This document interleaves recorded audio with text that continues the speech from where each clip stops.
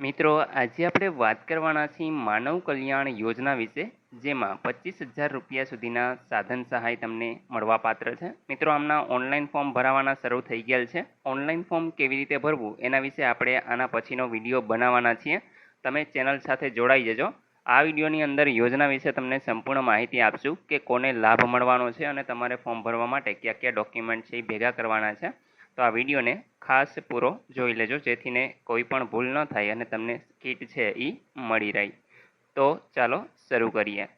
મિત્રો વાત કરીશું માનવ કલ્યાણ યોજના, જે સ્વરોજગારીની એક તક છે એ આપે છે. તો આની પાત્રતા છે 18 વર્ષથી ને 60 વર્ષની વચ્ચે તમારી ઉંમર હોય તો તમને આ યોજનાનો લાભ મળી શકે છે. મિત્રો ગ્રામ્ય વિસ્તારના લાભાર્થીઓ માટે જિલ્લા ગ્રામ વિકાસ વિભાગની ગરીબી રેખાની યાદીમાં સમાવેશ થયેલ હોવો ફરજિયાત છે. જેમાં 0 થી 18નો સ્કોર ધરાવતા હોય તો અહીં લાભાર્થીઓને આવકનો દાખલાની જરૂર નથી. બાકી જે લોકોને બીપીએલની યાદીમાં ન આવતા હોય તેમને આવકનો દાખલો ફરજિયાત અહીં રજૂ કરવાનો રહેશે. તો મિત્રો અરજદારના કુટુંબની જે વાર્ષિક આવક છે એ 6 લાખ અથવા તો એનાથીને ઓછી હોવી જોઈએ. તેમનો દાખલો છે એ તાલુકા મામલતદાર અથવા તો નગરપાલિકા ચીફ ઓફિસર કે મહાનગરપાલિકા દ્વારા અધિકૃત જે અધિકારી છે એમનો હોવો જરૂરી છે. પરંતુ મિત્રો હવે ગ્રામ્ય વિસ્તારની અંદર 5 લાખ અથવા તો એનાથીને ઓછી આવક હોય તો તમે ગ્રામ્ય પંચાયત એટલે કે તલાટી કમ મંત્રીનો દાખલો છે એ આપી શકો છો. તે પણ માન્ય રહેશે. ત્યાર પછી મિત્રો વાત કરીશું માનવ કલ્યાણ યોજનાના અરજદાર માટે જે માર્ગદર્શક સૂચના છે એના વિશે ચર્ચા કરીએ. તો આપ અરજી છે એ ઈ કુટીરનું જે પોર્ટલ છે ekutir.gujarat.gov.in, આના ઉપર ઓનલાઈન અરજી કરી શકશો.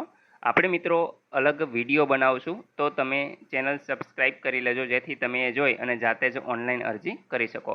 બાકી મિત્રો તમારા ગામની અંદર કોઈ વીસી અરજી કરતો હોય તો એના પાસે પણ તમે ઓનલાઈન વિનામૂલ્યે અરજી છે એ કરાવી શકો છો. આપે ઓનલાઈન અરજી કરાવતી વખતે તમામ ડોક્યુમેન્ટ છે ઓનલાઈન જ અપલોડ કરવાના રહેશે. આપે અરજી કરતી વખતે ઈ-શ્રમ કાર્ડ નંબર અને ડોક્યુમેન્ટ છે અપલોડ કરવાના રહેશે.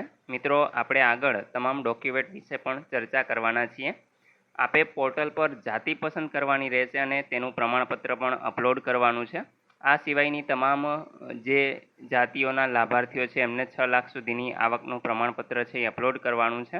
આપે અરજી સબમિટ કરવાની રહેશે. જ્યાં સુધી આપ અરજી સબમિટ નહીં કરો ત્યાં સુધી આપની અરજી છે એ ડ્રાફ્ટની અંદર જ પડેલી રહેશે. તો મિત્રો તમારે ફાઇનલ સબમિટ કરી અને ત્યાર પછી તમારી અરજી છે એ કન્ફર્મ કરી લેવાની રહેશે. એટલે તમારું ફોર્મ છે એ કચેરીની અંદર જતું રહે. આપની અરજી જિલ્લા ઉદ્યોગ કેન્દ્ર કક્ષાએ નામંજૂર કરેલ હોય તેવા સંજોગોની અંદર આપણે નવી અરજી છે એ કરવાની રહેશે. માની લો કે મિત્રો તમે ભૂતકાળની અંદર કોઈ ફોર્મ ભરેલું હોય અને તમારી અરજી નામંજૂર થઈ હોય તો તમારે ફરી પાછું ઓનલાઈન અરજી ફોર્મ છે એ ભરવાનું છે. આપ પોતાની અરજીની સ્થિતિ જાણવા માટે એપ્લિકેશન સ્ટેટસનો ઉપયોગ કરી શકો છો. મિત્રો એપ્લિકેશન સ્ટેટસ કઈ રીતે જોવું એના વિશે આપણે પહેલાં જ વિડીયો બનાવેલો છે. જિલ્લા ઉદ્યોગ કેન્દ્ર દ્વારા ઓનલાઈન ડ્રો કરી અને લાભાર્થીની પસંદગી કરવામાં આવે છે. આ ડ્રોની અંદર જો તમારું નામ આવશે તો તમને કીટ છે એ આપવામાં આવશે. અને મિત્રો તમને કોલ પણ આવશે કે તમારે કઈ જગ્યાએ કીટ છે એ મેળવવા જવાનું રહેશે અને કયા કયા ડોક્યુમેન્ટ છે એ લઈ જવાના રહેશે. તો એ જ્યારે પણ તમને કીટ લાગશે ત્યારે તમને કોલ દ્વારા જાણ કરવામાં આવશે. ત્યાર પછી મિત્રો આગળ વાત કરીએ તો હવે આપને તાલીમની જરૂરિયાત હોય તો ફોર્મ ભરતી વખતે તમારે પોર્ટલ ઉપર છે એ પસંદ કરવાનું એક ઓપ્શન આવે છે કે તમારે તાલીમની જરૂરિયાત છે કે નહીં. તો એ તમારે પસંદ કરી લેવાનું છે. ત્યાર પછી મિત્રો આપની અરજી ટૂલકીટ માટે મંજૂર થયેલથી કિંમતની એક QR કોડનું વાઉચર છે એ જનરેટ થાય છે. તો આ વાઉચરમાં જ મિત્રો તમારા જે ખાતાની અંદર પૈસા હોય છે, એટલે કે જે ગવર્મેન્ટ દ્વારા વાઉચર આપવામાં આવેલું હોય છે એ જ ખાતું, એટલે કે તમે જે આ અરજી ફોર્મ ભરો છો એની અંદર મિત્રો એક QR કોડ છે એ તમારા નામનો જનરેટ થાય છે. તો એમાં જે પણ પૈસા હશે એ સાધન છે એ તમને મળવાપાત્ર થશે. તો એ QR કોડ છે એ ફરજિયાત તમારે જનરેટ કરી અને લઈ જવાનો રહેશે. એનો પણ વિડીયો આપણે બનાવેલો છે. તો મિત્રો આ તમામ જે ઉપયોગી લિંક છે એ હું તમને ડિસ્ક્રિપ્શનની અંદર આપી દઉં છું, તો ત્યાંથી તમે જોઈ શકશો અને સમજી શકશો. આપનું જે ઈ વાઉચર છે એ આપે સાચવીને રાખવાનું રહેશે. મિત્રો બીજા કોઈ પણને આ ઈ વાઉચર છે એ ન આપતા, કારણ કે સ્કેન કરશે તો તમારા ખાતામાંથીને જે રૂપિયા છે એ જતા રહેશે. એટલે કે જે આ ઈ કુટીરનું એકાઉન્ટ છે એમાં રૂપિયા હોય છે, તમારા બેંક ખાતાની અંદરથી નહીં જાય, તો એ તમે ખાસ ધ્યાન રાખજો, ટેન્શન ન લેતા. પરંતુ જે આ ઈ વાઉચર છે ઈ કુટીરનું, એ પણ તમારે કોઈ અધિકૃત વિક્રેતા હોય કે જેની પાસેથી તમને ટૂલ કિટ મળવાપાત્ર છે એને જ તમારે આપવાનું છે, અને ત્યાંથી ટૂલ કિટ લઈ અને પછી જ તમારે આ સ્કેન છે એ કરવા દેવાનું રહેશે, એટલે તમને ટૂલ કિટ છે એ મળી જાય. ત્યાર પછી મિત્રો આપનું જે ઈ વાઉચર છે એ જનરેટ થઈ હતી ને ઈ કુટીર પોર્ટલ પર ટૂલ કિટની મહત્તમ કિંમત તેમજ તેમાં સમાવિષ્ટ સાધનો અને માન્ય ડીલર્સ પાસેથી છે એ તમારી ટૂલ કિટ મેળવવાની રહેશે. આપ માન્ય ડીલરમાંથીને ગુજરાત રાજ્યના કોઈ પણ ડીલર પાસે આ વાઉચર છે એ રિડીમ કરી અને તમારું સાધન છે એ ખરીદી શકો છો. આપ દ્વારા ટૂલ કિટની ખરીદી કર્યા બાદ વેરિફિકેશન માટે અધિકારીઓ આપના ઘરે છે એ આવશે અને ચેક કરશે. જો વેરિફિકેશન સમયે સાધન જોવા નહીં મળે કે આપ તેનો ઉપયોગ નહીં કરતા હોય તો સાધન અથવા તો સાધનની કિંમત છે તમારી પાસેથી ફરી પાછી વસૂલવામાં આવશે. જો આપ દ્વારા સરકારી સહાયનો દુરુપયોગ હોવાનું માલુમ પડશે તો પણ મિત્રો તમારી પાસેથી સાધન અથવા તો સહાયની રકમ છે વસૂલ કરવામાં આવી શકે છે. અહીંયા આગળ મિત્રો હેલ્પલાઇન નંબર છે આપેલો છે, તમને કોઈ પણ પૂછપરછ કરવી હોય તો એ કરી શકો છો.